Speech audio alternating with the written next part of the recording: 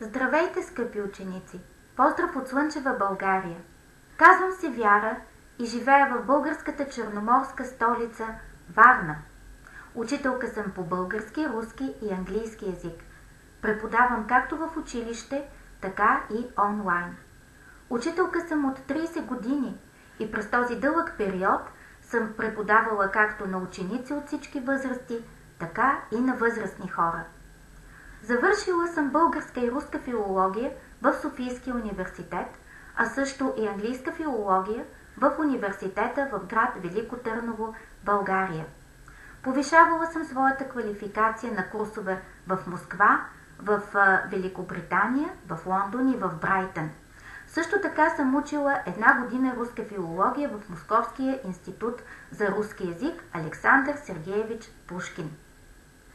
След завършване на висшето си образование, започнах като учителка в държавни училища, но от 11 години преподавам в частни езикови училища.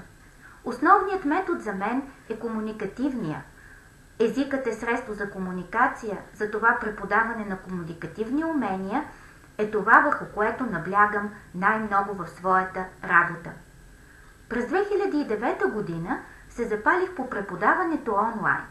Разбрах, че това е бъдещето на преподавателската дейност и за това се записах в курс за преподаватели онлайн, издържах изпит и получих международен сертификат. От 2010 година преподавам в мрежата както български, така и руски и английски. Преподавам и на ученици, и на възрастни. Имах възможността да се срещна с хора от различни националности и да преподавам на хора от различни държави. Така че, скъпи ученици, ако вие искате да научите български, за да посетите моята държава и да разговаряте в България на български, ако искате да си купите къща в България или имате бизнес партньори, с които искате да говорите на български, заповядайте на онлайн уроци по български с мен. Аз ще ви покажа, че българският език не е труден език. Той е много близък до руския. Затова ще ви помогне много в обучаването по български език. Обучението онлайн е не само много забавно и интересно, то е много ефективно, много разнообразно и аз съм уверена, че то ще ви допадне. Всеки нов език е един прозорец към един нов свят, така че не пропускайте възможността да се потопите в този нов свят.